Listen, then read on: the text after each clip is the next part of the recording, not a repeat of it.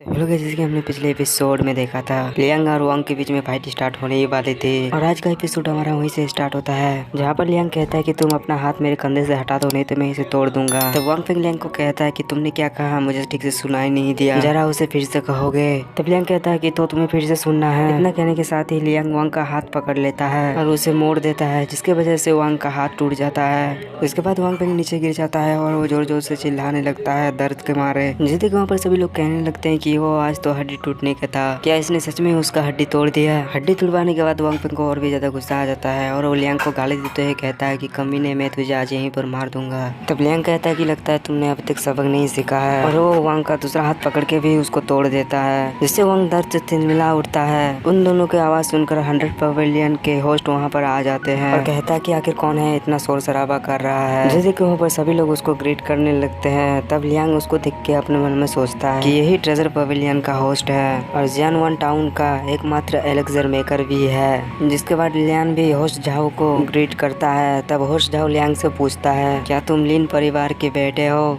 जिस सुनकर लियांग कहता है कि हाँ मैं वही हूँ। तब होस्ट झाओ कहता है लियांग को कि ये 100 ट्रेजर पवेलियन मेरा है, तुमको यहाँ पर परेशानी खड़ी करने की इजाजत नहीं है, और कहता है कि तुमने यहाँ पर जो भी नुकसान किया है उसकी भरपाई करके जाना। जिस सुनकर वांग के तो होश ही उड़ जाते हैं और वो होस्ट झाओ को कहता है कि इस लियांग के बच्चे ने मेरे दोनों हाथों को तोड़ दिया, आप मेरी मदद करिए इसको मारने में, इसके बदले आप जो चाहिएगा मैं उसे दूंगा। जिस सुनकर होस्ट झाओ को और भी ज्यादा गुस्सा आ जाता है और वो गुस्से से वांग की तरफ देखता है और उसको उठा के ट्रेजर पवेलियन के बाहर पटक देता है और वो वांग को कहता है कि तुम्हारी हिम्मत कैसे हुई मुझे हिटमैन समझने की, क्या कोई होस्ट से ऐसे व्यवहार करता है। इस बात को सुनकर वांग को और भी ज्यादा गुस्सा आ जाता है और वो होस्ट झाओ को कहता है कि होस्ट झाओ के बच्चे तेरी तो। सुनकर होस्ट झाओ वांग फेंग को कहता है कि इससे पहले कि मेरा दिमाग सटक जाए तुम यहाँ से भाग जाओ, नहीं तो मैं तुम्हें आज यहीं पर मार दूंगा। इसे सुनकर वांग के तो फट के 64 हो जाता है और वो वहाँ से भाग जाता है। जिसके बाद लियांग होस्ट झाओ को ग्रीट करते हुए थैंक यू कहता है। तब होस्ट झाओ लियांग को कहता है कि मैंने तुम्हारी कोई मदद नहीं की। वो वांग परिवार का बच्चा बहुत ही ज्यादा घमंडी था और कहता है कि ठीक है, वांग परिवार का बच्चा यहाँ से चला गया है, इसीलिए तुम्हारे पास कोई भी कारण नहीं है यहाँ पर रोकने के लिए। जैसे उनके लियांग ग्रीट करते हुए कहता है कि ठीक है तो मैं अब चलता हूँ, और लियांग वहाँ से जाने लगता है, जिसे वो दोनों भी जाते हुए देखते हैं। तब वो एल्डर होस्ट झाओ को कहता है कि लियांग ने यहाँ पर से 14,000 स्पिरिचुअल स्टोन कमाए थे और उसमें से यहाँ पर उसने 10,000 स्पिरिचुअल स्टोन के हर्ब्स लिए। जैसे उनका होस्ट झाओ कहता है कि आखिर वो इतने सारे हर्ब का करेगा क्या, और वो फेवलियर एल्डर से पूछता है कि उसने यहाँ से क्या क्या लिया है। तब वो एल्डर कहता है कि hot sunflower, dragon fly grass और 100 स्पिरिचुअल लीफ। फिर वो अपने मन में कुछ सोचने लगते हैं जो हमें बताया नहीं जाता। यहाँ से हमारे शिफ्ट होता है, हम देखते हैं कि लियांग अपने घर में पहुंच गया था और लियांग अपने घर के बाहर के दरवाजे को जैसे ही खोलता है उसको बहुत ही ज्यादा हीट महसूस होता है। ये हीट साहिर के रूम से आ रही थी और वो साहिर के रूम की तरफ भागने लगता है और अपने मन में सोचता है साहिर के पास एक स्पेशल बॉडी है और कभी कभी उसके शरीर की हीट बहुत ही ज्यादा बढ़ जाता है। ये सब सोच के वो वहाँ से भाग रहा था, तभी उसके सामने उसका डिवाइन सोल आ जाता है और कहता है कि इतनी जल्दी मत करो, और अगर तुम अभी अंदर गए तो तुम उसकी हीट को संभाल नहीं पाओगे क्योंकि तुम्हारे बहन अभी बहुत ही ज्यादा हीट हो गई है। तब लियांग सोल से पूछता है कि तो अब हम क्या करें, सायोर मेरी बहन है, उसे मुझे बचाना ही होगा। तब वो सोल लियांग को कहती है कि तुम इंतजार करो, मैं अपनी एनर्जी से तुम्हारे आसपास शील्ड बना दूंगा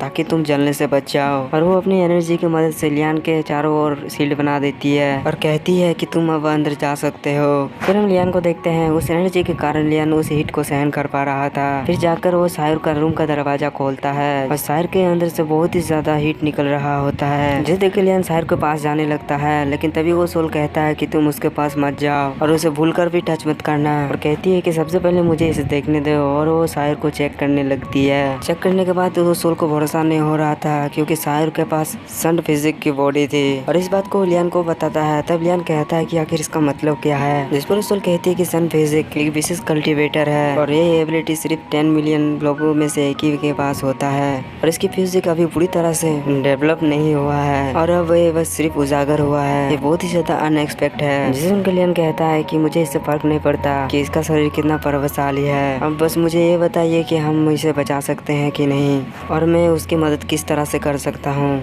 जिस उनके डिवाइन सोल लियांग को कहता है कि अगर तुम इसका मदद करना ही चाहते हो तो इसकी सन बॉडी को पूरी तरह से उसे एक्टिवेट करना होगा और इसके लिए तुम्हें आइस गानोडोर्मा को खोजना होगा। जिसे सुनकर लियान 100 ट्रेजर पवेलियन जाने लगता है उसको खरीदने के लिए। तब वो सोल लियान को रोकते हुए कहती है तुम्हें 100 ट्रेजर पवेलियन में टियर 7 हर्ब नहीं दिखाई देगा। जिसे सुनकर लियान समझ नहीं पाता कि आखिर टियर 7 हर्ब है क्या और वो बहुत ही ज्यादा परेशान हो जाता है। सोचता है कि आखिर ये है क्या जो तियानवन डायनेस्टी में दिखाई नहीं देगा।